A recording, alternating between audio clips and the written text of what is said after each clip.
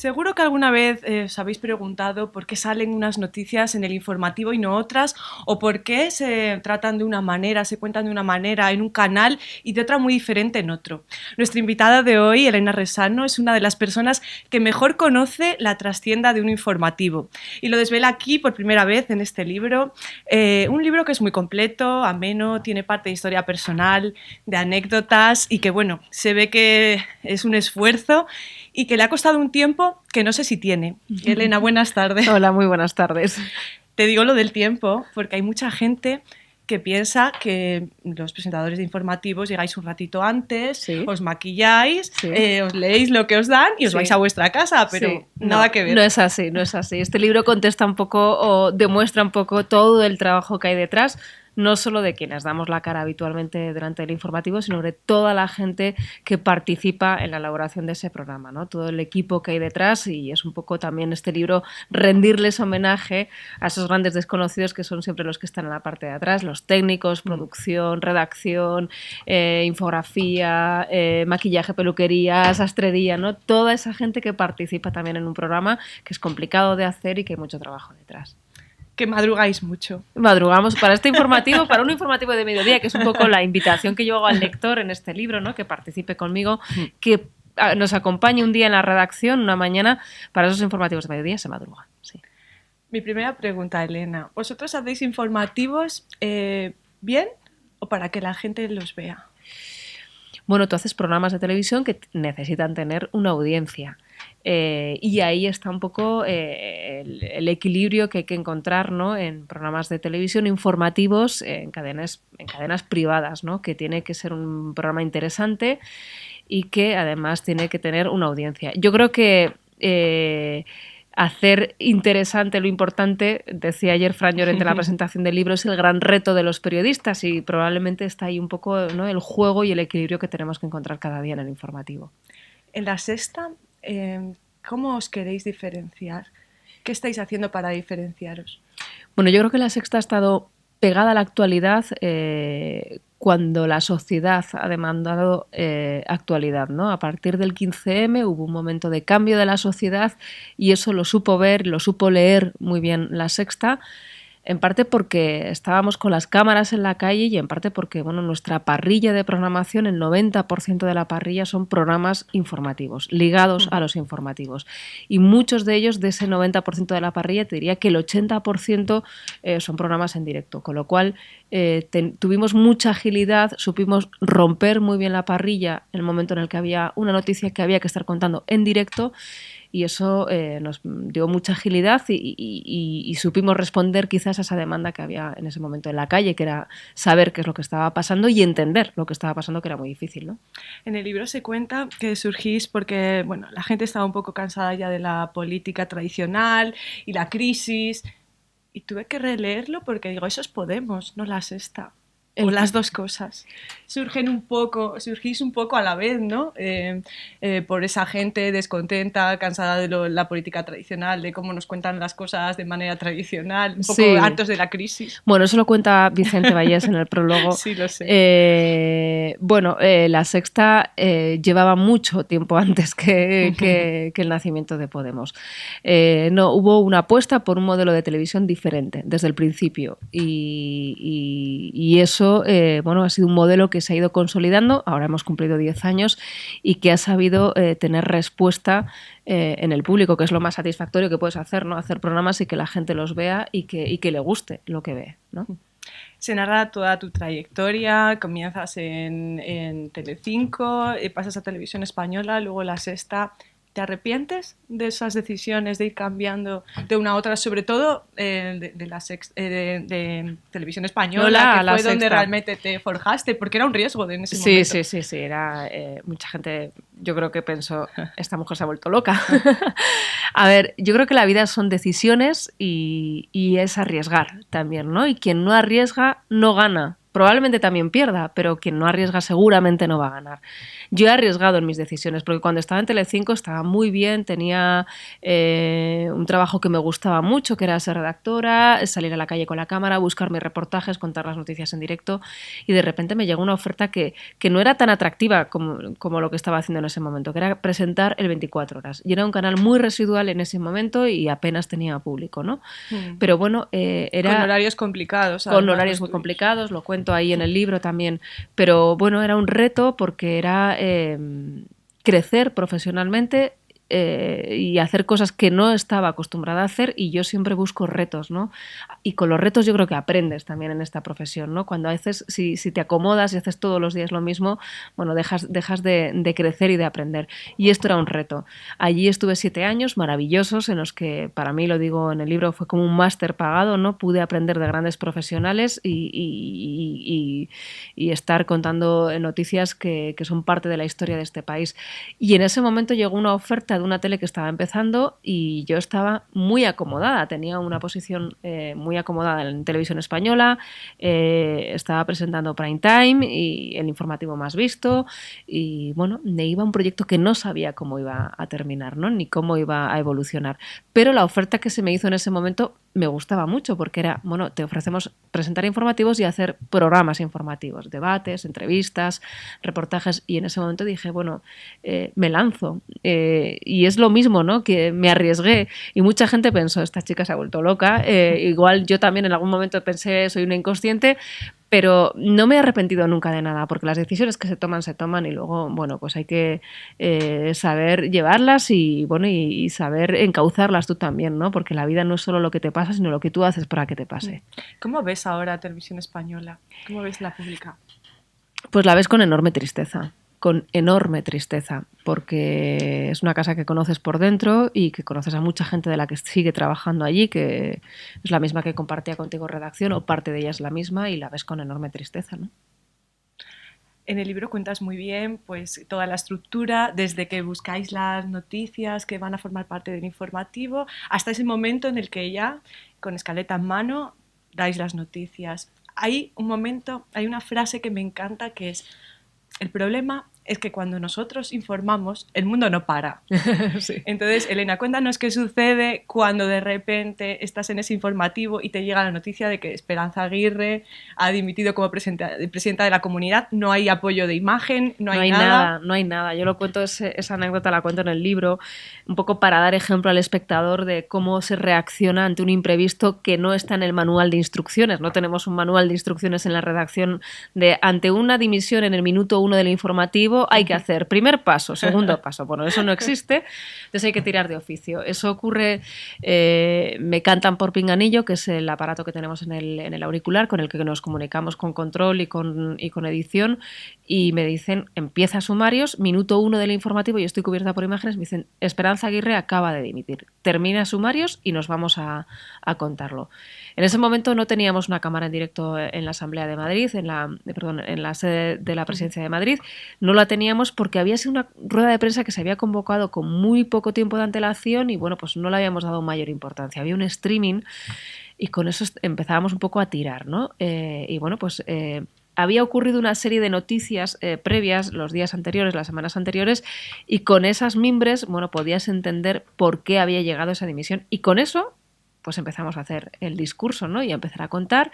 No había apoyo de imágenes y, bueno, ahí tienes que tirar de oficio y tienes un poco que templar los nervios tú, esperar y saber y confiar, porque es lo que está haciendo que la redacción arriba se está poniendo en marcha y está buscando llamadas telefónicas, está buscando reacciones, está buscando ese total de Esperanza Aguirre anunciando su dimisión, y mientras tanto tú vas manteniendo los nervios y vas contando un poco el discurso y vas un poco explicándole al espectador casi al mismo tiempo que te estás enterando tú de esa noticia de alcance que acaba de ocurrir, ¿no? Esperanza Aguirre, bueno, es uno de tantos casos que ocurren así a última hora, que os pillan de imprevisto, y me gusta que dices, lo único seguro del informativo casi es el saludo inicial y el saludo final. Por eso quizás os conoce mucho por los famosos saludos de así son las cosas, así se las hemos contado y unas cuantas que hay. Sí. ¿Cómo te gusta diferenciarte a ti?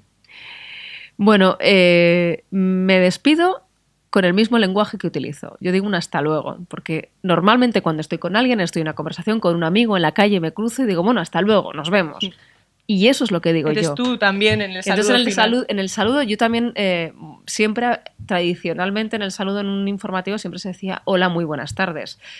Y yo digo, hola, buenas tardes, ¿no? El muy buenas tardes, yo cuando he llegado aquí te he saludado no te digo muy buenas tardes, ¿qué tal estás? ¿No? Entonces intento que el lenguaje que yo utilizo en televisión sea el mismo que el mismo tipo de lenguaje que utilizo yo en mi día a día, incluso la forma de expresarme, yo utilizo mucho las manos y es inevitable, ¿no? Y en el informativo también utilizo mucho las manos, ¿no? Intento ser lo más yo, a pesar de que, bueno, pues que vas muy maquillada, vas muy peinada, vas con una ropa pues que habitualmente no vas con ese tacón por la vida, pero intentar acercarte lo máximo al espectador siendo tú mismo, ¿no?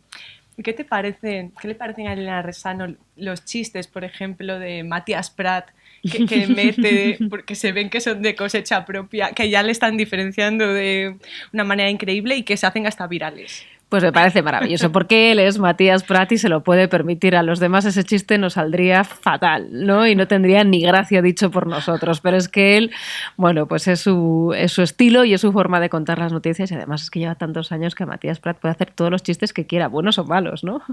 Bueno, algo que también os diferencia y que hacéis francamente bien es los informativos a pie de calle. Uh-huh. Hemos tenido recientemente la cobertura de, bueno, habéis tenido vosotros, que nosotros os seguimos, por eso lo digo, de los atentados de Bruselas, también los de París. Cuéntame cómo es ese dispositivo, qué adrenalina te da, qué es lo más complicado, porque sales de tu zona de confort. Sí, fíjate que sales de tu zona de confort y arriesgas, pero son los informativos que más disfruto, ¿no? Porque es irte a la noticia, al lugar de la noticia y contarlo desde donde está ocurriendo.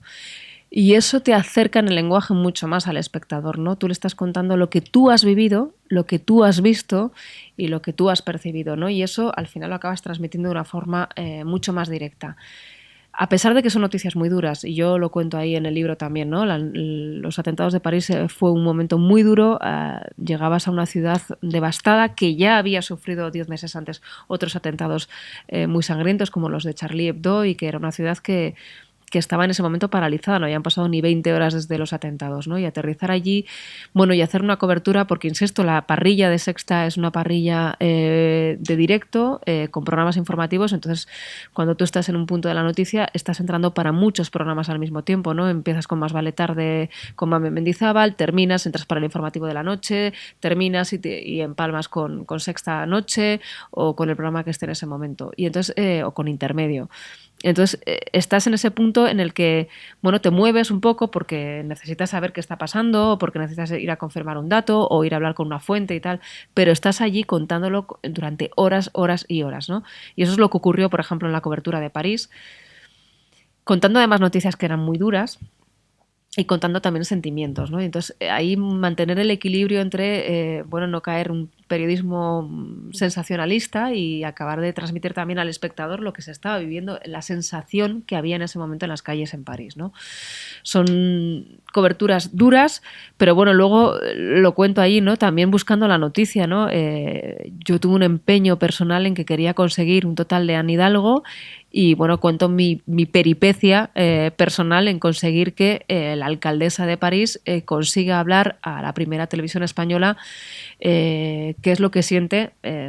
Habían pasado 48 horas desde los atentados, ¿no? Y cómo, bueno, pues cómo trabajamos los periodistas para conseguir esa declaración en un momento muy complicado, porque el Ayuntamiento de París estaba absolutamente desbordado por todo lo que tenía que gestionar, por toda la información que tenía que dar y por todo lo que la cobertura que había de medios internacionales.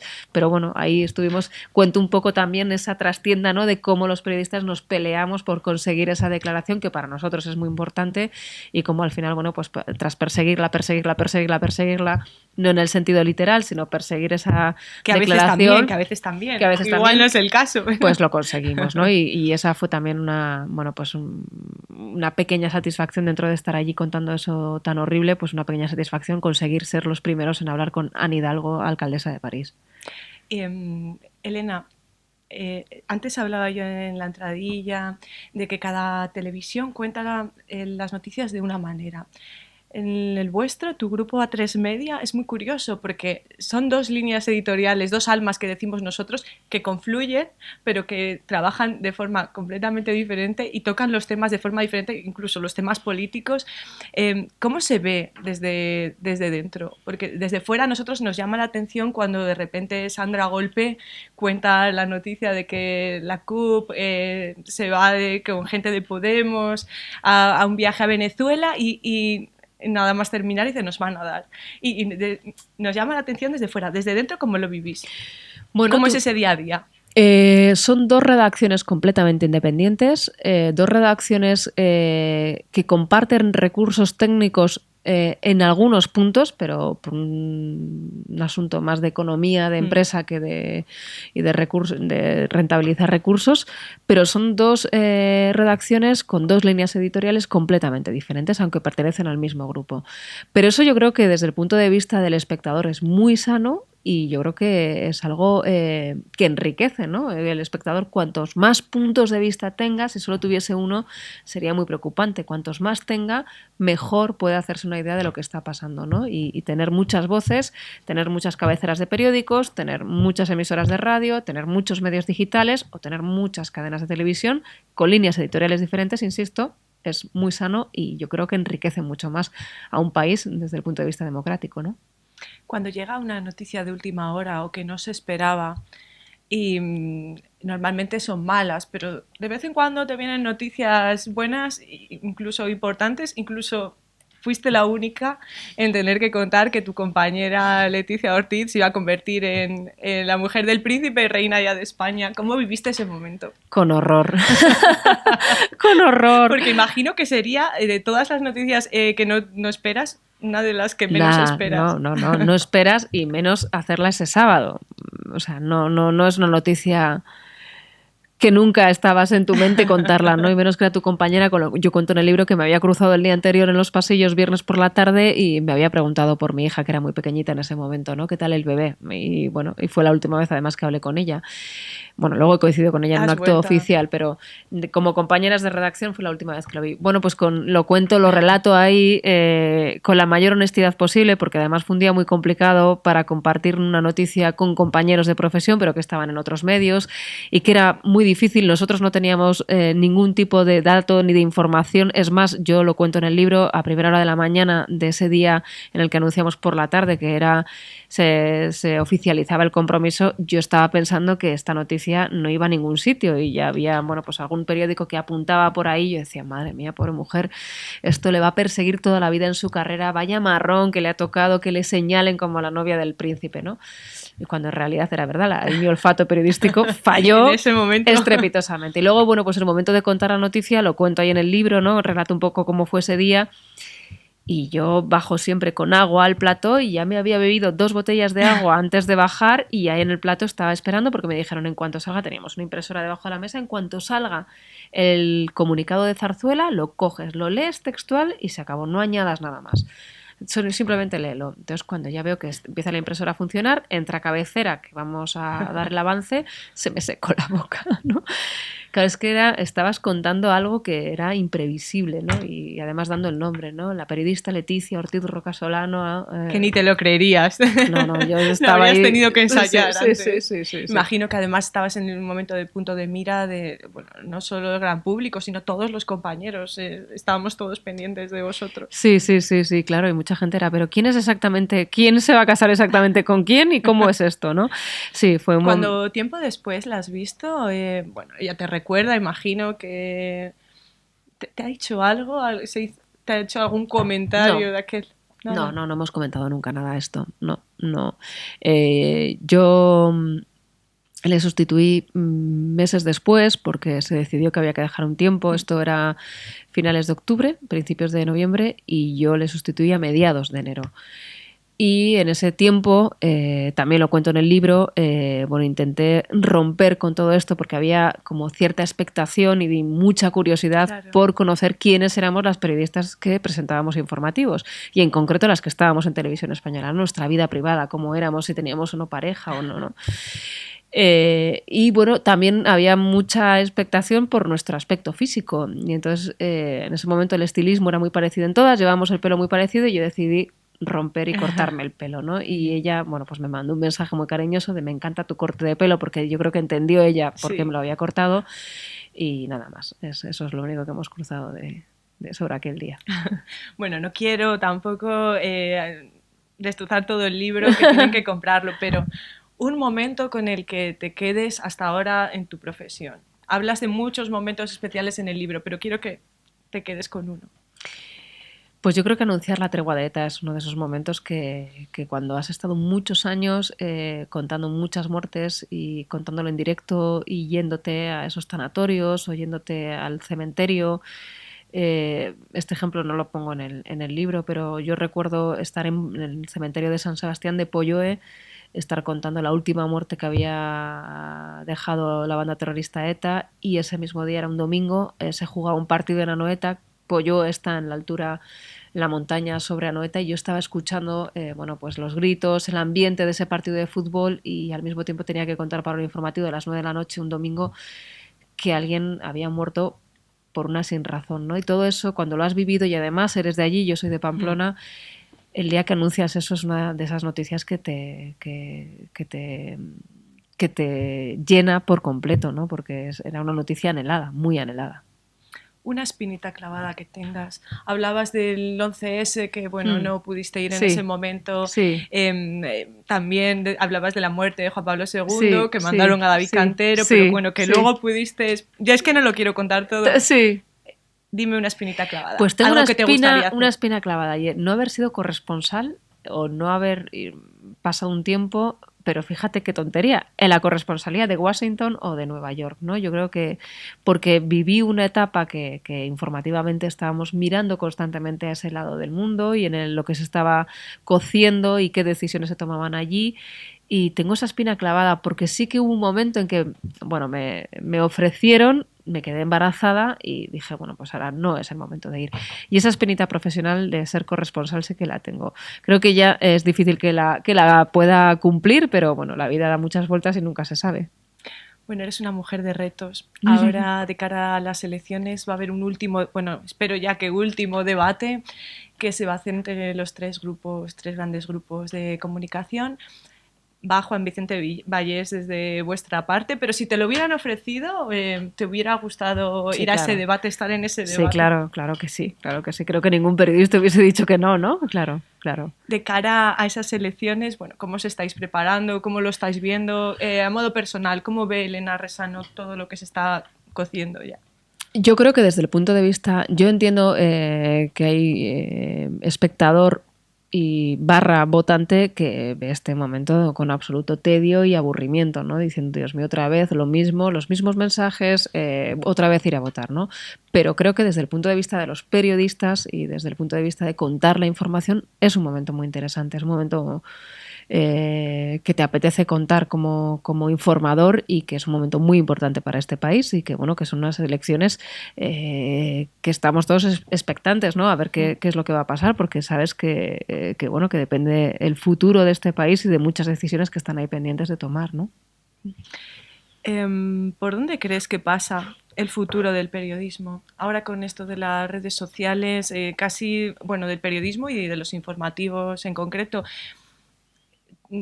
nos informamos casi en el momento. Entonces, ¿crees que se van a dejar de hacer informativos tan cuidados y se va a tirar más de la inmediatez? No sé. No, ¿Cómo lo no, ves tú? no. Yo en el último capítulo hablo un poco de eso, hacia dónde vamos, ¿no? En el periodismo. Yo creo que la información va a seguir siendo muy necesaria y se va a seguir consumiendo. Es verdad que ahora probablemente tu espectador del informativo de mediodía es un espectador que ya sabe un poco cómo viene el día, le suena el día en imágenes, ha oído noticias, se informa, seguramente habrá echado un vistazo rápido a redes sociales o habrá echado un vistazo a los digitales en la oficina o en el camino del metro, en el autobús. Pero es un espectador que además de estar informado requiere profundizar en esa información. Y eso siempre va a ser necesario, ¿no? Informar con rigor, informar con honestidad, ofrecer todos los puntos de vista de una noticia, contarle, contextualizarle al espectador, bueno, esto que has visto y esto que has oído esta mañana, camino del trabajo, ha ocurrido por esto, ¿no? Porque esta decisión se ha tomado así o porque este gobierno ha decidido, extranjero ha decidido apoyar o no este tal. Entonces yo el periodismo... ¿Cómo va a evolucionar? No tengo ni idea, soy así de honesta en el capítulo, pero creo que el periodismo va a seguir existiendo. Es verdad que ahora hay otras formas de consumo. No necesariamente tienes que sentarte a ver el informativo a las 3 de la tarde o a las 2:15 de la tarde, lo puedes ver después, quizás cuando salgas del gimnasio, te lo ves en otro tipo de soportes. Hay otro tipo de televisión a demanda.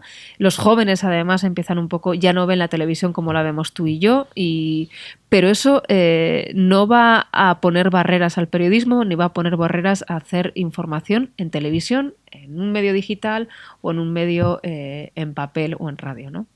De acuerdo, pues Elena, hasta aquí, porque si no, lo sigo contando todo, que lo compren y bueno, sé que estás de promoción, que esta semana, este fin de semana, estás en la Feria del Libro de Madrid. Sí, firmo el sábado por la tarde, en la caseta 623.